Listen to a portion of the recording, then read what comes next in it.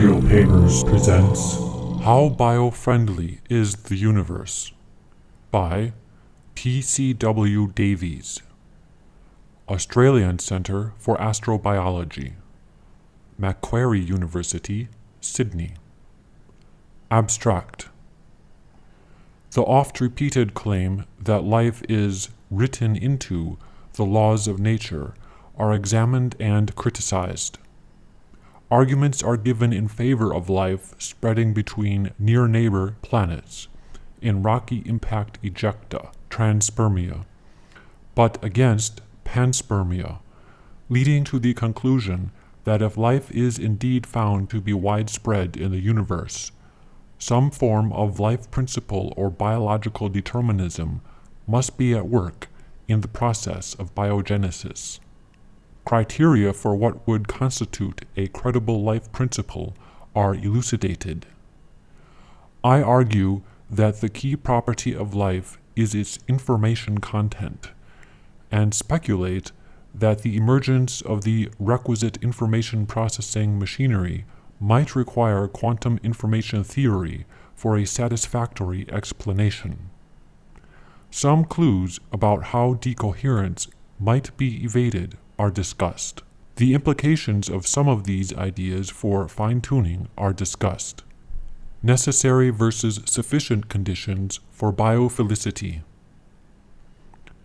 There is now broad agreement among physicists and cosmologists that the universe is in several respects fine-tuned for life.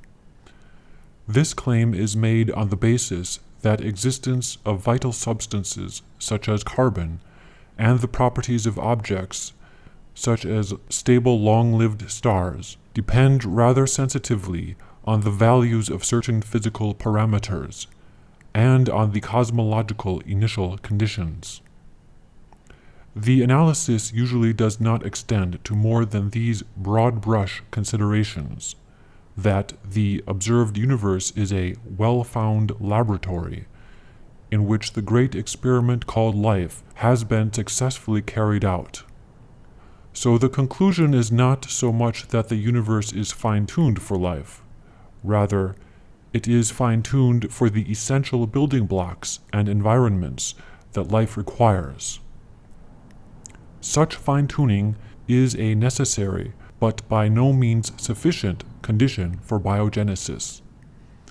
Thus, anthropic reasoning fails to distinguish between minimally biophilic universes, in which life is permitted but is only marginally possible, and optimally biophilic universes, in which life flourishes because biogenesis occurs frequently, i.e., life forms from scratch repeatedly and easily. Rees has distinguished minimal from optimal biophilicity in relation to the known laws of physics. For example, if the value of the cosmological constant in our region of the universe is a frozen accident, and the probability of any particular value is uniformly distributed in the physically allowed range, this being much greater than the life-permitting range, then we might expect the actually observed value in our region to be not far from the threshold value at which life is permitted.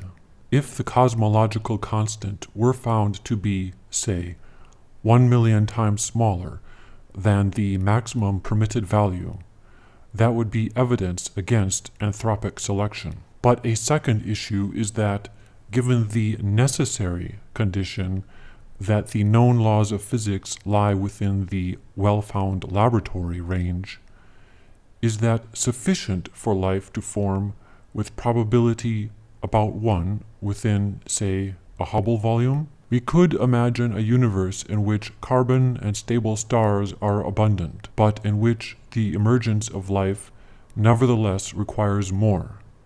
For example, it might require exceptional, fluky physical conditions, such as the chance formation of some extremely unusual molecules. Alternatively, it might require additional, yet to be elucidated, laws or principles, possibly themselves requiring an element of fine-tuning. Following Shapiro, I shall refer to this second distinct aspect of biophilicity as biological determinism. It is the assertion that life will be almost inevitable given Earth-like conditions. Many astrobiologists are either witting or unwitting biological determinists. Some, such as Davies, believe that biological determinism is built into normal chemistry. Others, such as Kaufmann, seek its origin in additional physical principles. Conflation of necessary and sufficient conditions is common in discussions of astrobiology. For example, it is often claimed that because the stuff of life, carbon, hydrogen, nitrogen, oxygen, phosphorus, sulfur, and some organic molecules, are common substances, widespread in the universe, so too will life be widespread in the universe. But this is just as fallacious as claiming that because silicon is a cosmically abundant element, so laptop computers will be widespread in the universe. Another example concerns the existence of liquid water beyond Earth, e.g. on Europa, is often cited as a good reason to expect life there, on the basis that on Earth life is found almost everywhere that liquid water exists. One might indeed have legitimate reasons for doubting that life exists where liquid water is absent, e.g. on the moon. Certainly, liquid water is necessary for life as we know it. However, it is by no means sufficient.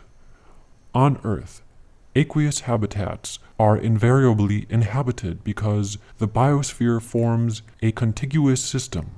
Life invades niches with liquid water. It does not emerge there de novo. So, whilst it makes sense to follow the water when looking for extraterrestrial life, the mere existence of liquid water as such does little to raise expectations that life will actually be found.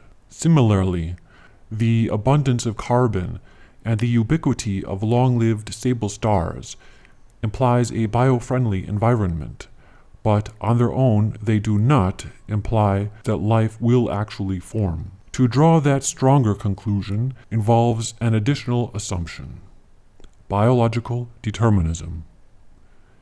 It might be in the form of a life principle, or, to use Davies' evocative term, a cosmic imperative. Stated informally, a life principle might go something like this. Consider a homogeneous medium of prebiotic building blocks, such as nucleotides and amino acids.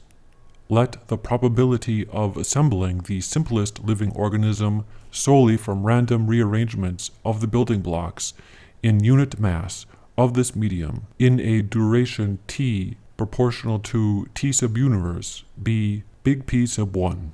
Let the actual probability for life to emerge in this mass of medium be big P sub 2. Then the existence of a life principle implies big P sub 2 is much greater than big P sub 1. We may define the amplification factor as big P sub 2 divided by big P sub 1. As is well known, random molecular shuffling alone is exceedingly unlikely to make even a simple microbe from a planet covered in primordial soup in the age of the universe. Hoyle has estimated big P sub 1 at much less than 10 to the negative 40,000. By contrast, SETI proponents, who tacitly assume a life principle, have frequently asserted big P sub 2 is approximately 1 for a single Earth-like planet, implying an enormous amplification factor of much greater than 10 to the 40,000. What might be the cause of such stupendous amplification? Two popular theories are 1.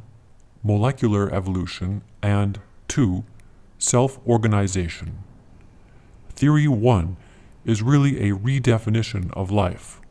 It asserts the existence of replication, variation, and selection among a class of molecules of molecular weight much less than the molecular weight of the simplest known living cell.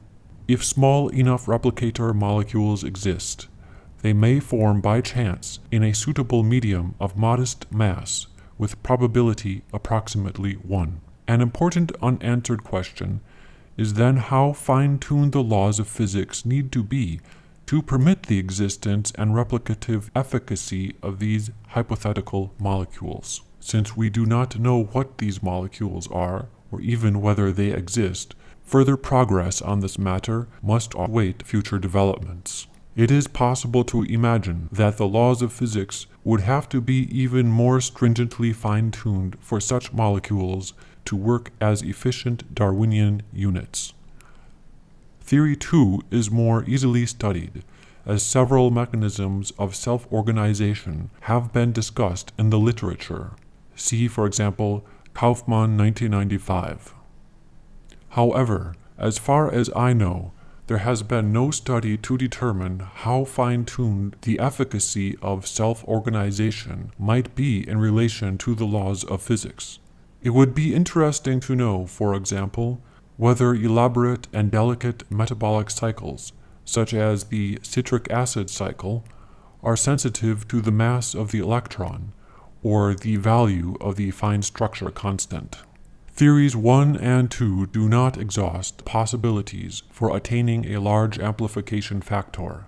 There may exist 3 new principles of complexity that will one day emerge from the general study of complex systems. I shall offer some speculations on option 3 at the end of this paper. So far I have dwelt on theoretical considerations. It is possible, however, that the matter of minimal versus optimal biophilicity in relation to biological determinism will be settled by observation. This would be the case if a second, independent genesis of life were found on, say, Mars or Europa. Unless it could be demonstrated that our solar system as a whole offered exceptional conditions, it would then be reasonable to assert that life is widespread throughout the universe and would arise with a high probability on most Earth-like planets. Before this conclusion is secure, however, we must confront the problem that there are 2 quite distinct ways in which life might be widespread in the universe. One is that the laws of nature and the cosmological initial conditions are such that life emerges from non-life more or less automatically whenever there are Earth-like conditions. This is the hypothesis of Davies, 1995. The second is that life spreads efficiently across space, the so-called panspermia theory. In the latter case, life may have started at just one location by an exceedingly improbable accident, but subsequently spread, establishing itself on a galactic or even cosmological scale during the multi-billion-year history of the universe. This concludes Section 1 of How Biofriendly is the Universe by P.C.W. Davies. Please stay tuned for Section 2.